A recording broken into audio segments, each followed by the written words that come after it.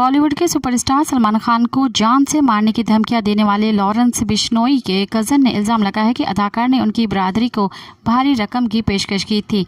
Lawrence Bishnoi के cousin Ramesh Bishnoi का एक इंटरव्यू मीडिया पोर्टल के जरिए सामने आया है, जिसमें रमेश ने इल्ज़ाम लगाया है कि सलमान खान ने बिश्नोई बिरादरी को भारी रकम की पेशकश की थी, लेकिन बिरादरी ने उसे कबूल करने से इनकार कर दिया।